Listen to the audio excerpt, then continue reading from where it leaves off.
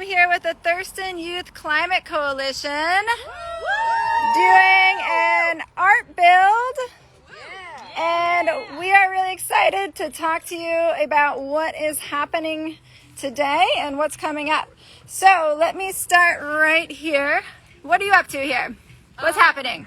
We are doing an art build for our newest action. It's on Tuesday. We're going to do a die-in. We're starting at Heritage Park at 5:30 with a bunch of speeches and a bunch of musicians, and then we're going to march to City Hall where we're going to have a candlelight vigil. And the whole idea of this is because the climate change is going to kill us eventually if we don't do anything. So, yeah. Awesome. Can you tell me more about what a die-in is?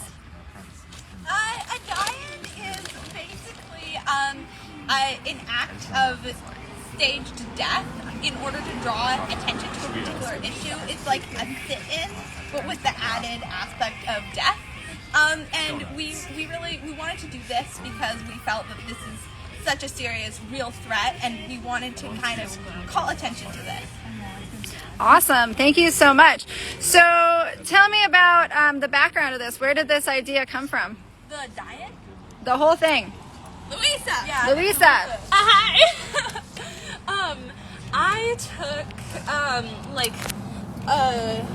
I think it was like a week-long course in, I can't remember if it was 2021 or 2021. It's all good. I took like a week-long Zoom course on nonviolent activism and grassroots organizing, and we had one day where we were talking about tactics, and one of the instructors mentioned die-in, and I was like, what is that? Because I'd never heard about it. And then I looked into the history of what is a die-in and how it was used by gay activists in the 80s with ACT UP in trying to bring awareness to the AIDS epidemic,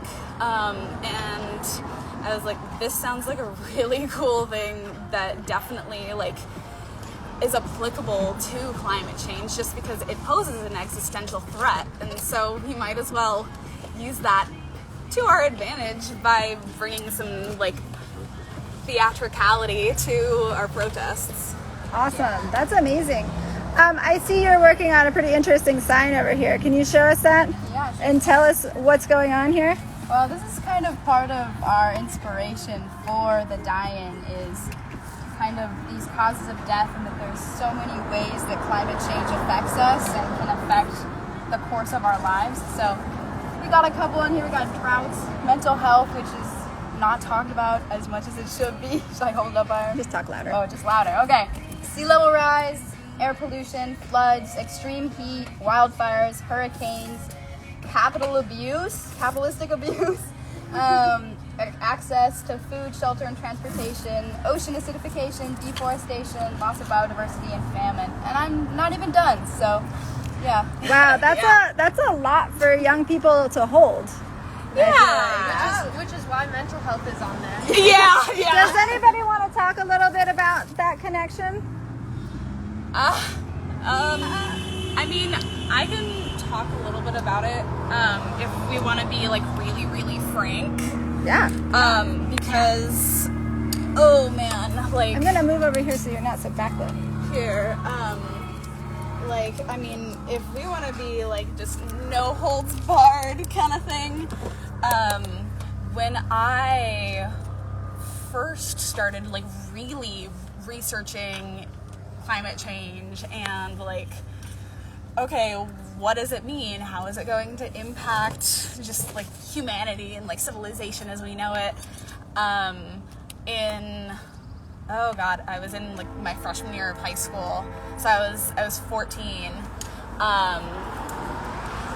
and I was for probably a good like 6 months or at least. Like, I mean, granted, I was dealing with other mental health issues as well, but like there were a good 6 months where, after learning about just all the implications of climate change, where I was suicidal. So like, people definitely don't talk enough about like just how much climate change can really impact young people's mental health, especially because, like, one example is, like, right now I'm trying to do transfer planning for like after I get my associate's degree from the community college, like going to a 4-year university, and like one of the main questions that people ask you whenever you're planning for like continued education or anything is like, where do you see yourself in 10 years? And that's a really difficult question to answer, just in light of climate change, because we don't know what exactly the world is going to look like in 10 years.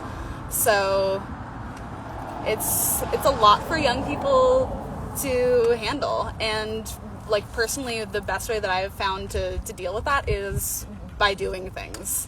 And so that's why all of us are here today. Thank you for being so candid about that. I've heard from many young people similar stories, and that was actually going to be my next question, was what helps you to get through that? And it sounds like taking actions, like what's happening today with this art build. Can anybody else talk to me a little bit about how the work you're doing as climate activists helps you to actually process and get through this, if it does, or maybe it doesn't? I don't know. Well, I think a really important part of this work specifically is that it brings people together.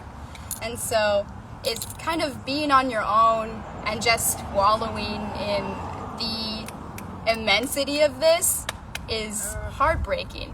So when you get to meet people like Louisa and Dio and Elsie and Karina, our build just makes everything so much easier to handle, especially when you have other people to lean on. So I think that's a big part of this work. Yeah, that's awesome. Does anybody else want to add anything about that, about how you deal with the immensity of this? What helps? What doesn't help? I don't know. I think an important thing that people should be aware of is we hear a lot, oh my gosh, it's so cool. It's like, it's so cool you're doing this. You guys are so inspiring. Someone asked us one time at a protest if we were getting extra credit for doing the protest. But this is just like, we aren't doing this because it's cute or inspiring. We're doing this because we are genuinely terrified of what happens if we stop doing things. And like, so this isn't, I mean, yeah, sometimes it's fun. Sometimes we're sitting out in the sun painting signs, but like, this is something we're really scared of, and that's why we're here. So just like, we aren't doing this to be cute or inspiring.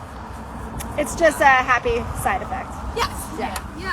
Also, I think with like the immensity of climate change, I think that a lot of people's tactic for that is just to like ignore it and pretend it's not happening. Yeah. And I don't want to do that, because then I just like be part of the problem. Yeah. So this, like doing this and having like this community and doing action is a way for me to like, I guess, come to terms with it in my own way, and then also not get super depressed from it.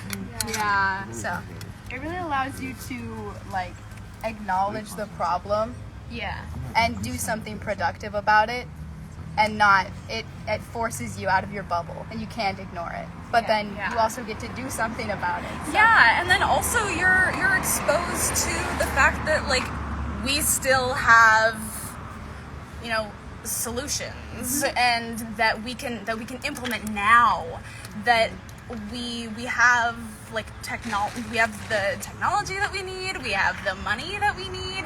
The only thing that we're lacking is the political will, the political courage. And so that's where we're coming in to push our elected officials to have that courage. And what do you want the elected officials to do? Well, the main thing right now that's the focus of this this protest and this art build is we want the city of Olympia to implement the Thurston Climate Mitigation Plan, and it was passed last year in, I believe, April of 2021, and like so far the city has taken some action. Our main ask is just that, you know, we want them to really make it a priority, instead of just a like, oh, we're doing this because it is like a main focus in like the media right now. We want them to really be putting a lot more of the city's budget towards you know, towards like retrofitting buildings so that they are more energy efficient, because so much of Washington's and Olympia's carbon emissions come from buildings. And then another thing is we want the city to like really just work on transitioning the vehicle fleet to like electric vehicles, because another main source of carbon emissions in Washington state as a whole and in the city of Olympia is vehicles. Yeah, totally. Yeah, and then there are so many other things that we also want the city to do, because in the climate mitigation plan, like all of the different actions that the cities and the county can take, they're all broken up into kind of like 5 different groups, and it's buildings and energy,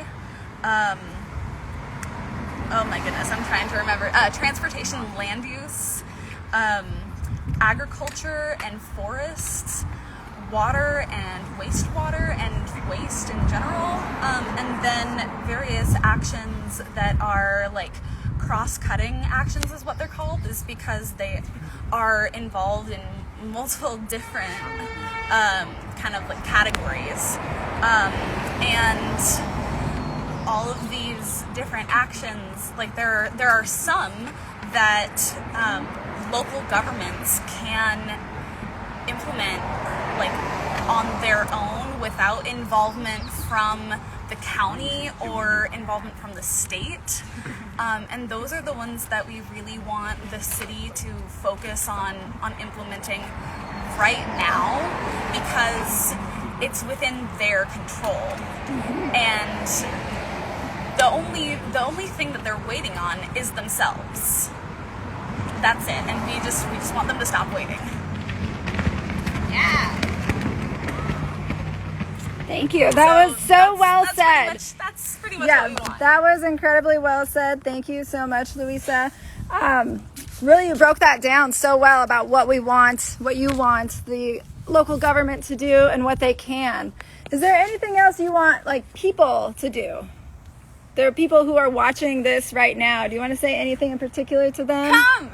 Please come to our event. It's at 5:30 on Tuesday at Heritage Park, and we're going, if you can't come that early, we're going to be at City Hall to be vigiling at about what time? 6:30. So come to either of those places. Definitely, we want you there. Yeah. And so that's 5:30 at Heritage Park this coming Tuesday in Olympia. 24th. Excuse me, the 24th. And they'll be marching to City Hall by 6:30. And this is a youth-led event. Yeah. And so I want everybody who comes to respect that and know that. And you are all welcome no matter what your age is. Adults will be invited to hold candles outside to have a vigil in honor of the work that these amazing youth are doing. And I think the more people we can get there to show these amazing people who, like Karina said, they're not doing this to be cute or inspiring. They're doing this because they are terrified and they want your help. And also because we have no other option. Yeah. Right. Yeah. So come on out. Come to the art build. Come on out today. We're here right now Come to the art build. at the YWCA just outside of downtown Olympia. So come on down. We'll be here till 2. You can learn more, get involved. If you are struggling with climate change yourself, this is an excellent opportunity to get involved, to meet like-minded people, to get some sun, to get creative, and just, come and get connected. Also, you should follow us on Instagram at TYCC Coalition. Or I think it's just TYC Coalition. Oh, you're right. Yeah. She's right. TYC Coalition, follow them. We will put super that in the great. comments and tag them on this video as well. It's good.